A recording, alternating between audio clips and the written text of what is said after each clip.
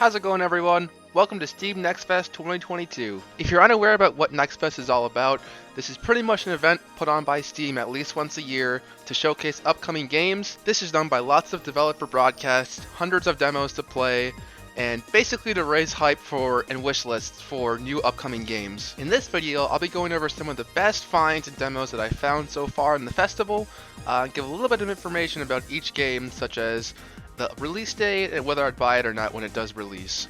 Now, if you're a fan of Pokemon at all, you're definitely going to want to take a look at this first game here. Coromon is a fresh, modern take on the monster hunting genre, pretty much like a Pokemon game, but a little bit upgraded. Think back to the first Pokemon game that you played, when you were just learning about what Pokemon were, what types they were, what moves they had, stuff like that. Now imagine that, but now. Coromon pretty much has its own Pokemon monster system. They have a bunch of types, with some new types such as Sand. If you want to try this out for yourself, the demo allows you to train your Coromon up to level 25, and you can keep your progress when the game actually releases, which is set to March 31st, which is just the end of next month here, coming up pretty shortly. The controls are amazing, and the story and graphics both blew me away, so I'm really excited for this game. I'm probably going to buy it right when it comes out. If not, next time I buy games, I'm definitely going to be picking up this one. If you've ever wondered what it would be like to run and manage your own food truck business, look no further. Food Truck Simulator, developed by Drago Entertainment, most known for their game, this gas station simulator, actually had this game called Food Truck Simulator. Now, I thought this would kind of be like a standard simulator kind of game, but I actually ended up liking this one a lot more than I thought I did. The customizations you can do to your food truck, as well as the upgrades, were very, very well done. And I also love the fact that when you're taking out of the garage, it's like an open world style GTA kind of thing. With great graphics and pedestrians you can run over if you want. One thing I will say about this game is that it does seem to be very laggy in some parts, especially the open world, even when I turned on the graphics, so maybe it's not completely optimized yet. Obviously there's still some bugs to work out here and there, but overall this is looking great so far.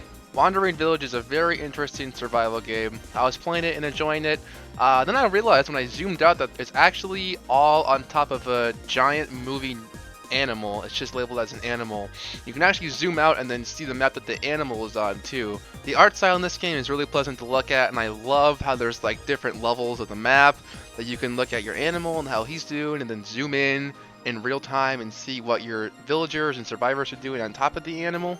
This game is set to release sometime in spring or summer of this year, and I'll probably end up buying this one if it's on a good sale.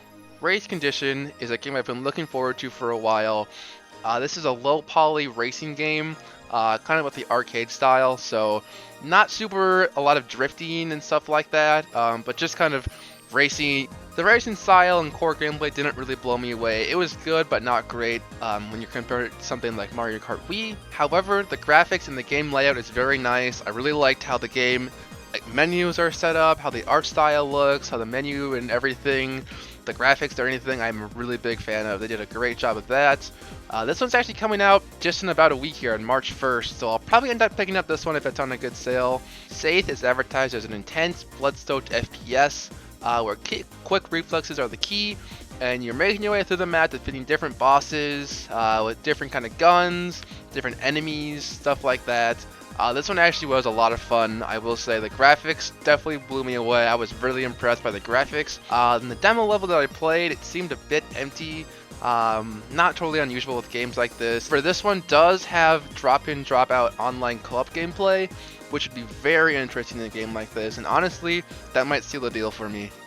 Now, Builders of Egypt was a game that I wasn't quite as impressed with.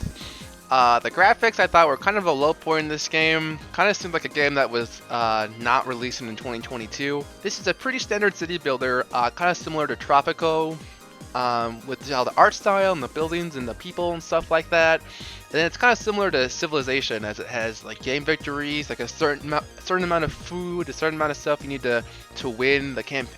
This one will probably be pretty expensive on the release just based on who the publisher is.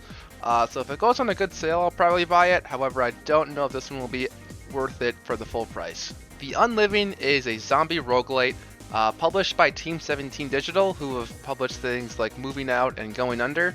This one is pretty interesting because you control your character as well as a large horde of skeleton or the undead that you also control. You move through the map. I will say this one gave me the most errors of all the demos I played, with just problems opening it, and also I couldn't run it with full screen for some reason, it would just crash every time. I do enjoy the game ideas. It seems similar to Deadly Days, where you're kind of controlling a horde, a group of people, instead of just one person. So I don't know if I'll buy this one. Heroes Hour is another pretty fun RPG game. This is a turned, fast-paced strategy game where you can develop cities, unlock armies, level up heroes, do all sorts of battle stuff. This is definitely one that looks a little bit overwhelming looking at the trailers and the pictures and gameplay and stuff like that, and I do kind of agree with you. It is a bit all overwhelming. However, I do feel like there's a lot of replay value with this game, so you probably won't get bored. There's a lot of stuff to do, a lot of ways to change it up. Don't know if I'll end up buying this one, as it definitely seems like one I'd play in a bundle if I got it, but not spend money on. This one's coming down to March 1st though, so pretty soon here it'll be out. Guilt the Deathless is definitely an interesting one. This is another one releasing in the springtime of this year. It's advertised as open world RPG action roguelike kind of thing. I don't usually play games like this, so I didn't really super enjoy this one, but it was still fun. I liked what I played.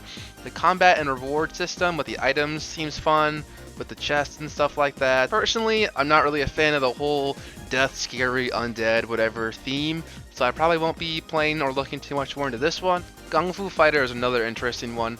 This one is very similar to Super Hot, but different. I like the game concept, however it seemed a little bit too similar to Super Hot, so I'm not really too sure what's going on there. This game demo was also way too buggy to enjoy.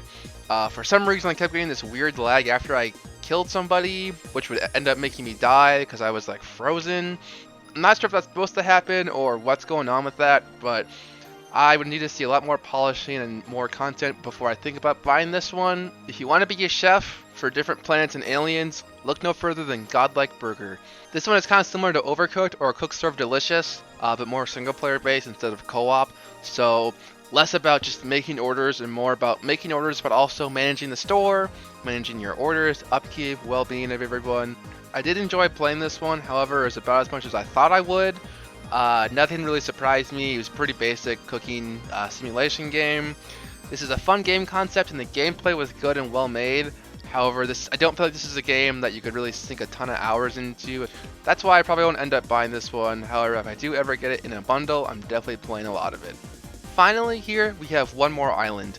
Now this is another one that I still thought it was fun. Nothing really jumped out at me at being too unique about this game, at least from the demo. But it's another pretty standard top-down management game. We were trying to build up your survivors on an island for the queen. I'll likely end up buying this one on a sale sometime when it releases sometime later this year. However, it still looks like a lot of fun. The graphics look great and the gameplay is pretty fun. Alrighty guys, that's going to do it for today. If you wanted to try out any of these demos for yourself or maybe just get some more information, the link down to the Steam store Next Fest will be down in the description below. If I missed any cool upcoming games or demos, make sure to leave a comment down below for myself and others to see. Thank you guys all so much for watching, and I'll see you in the next one.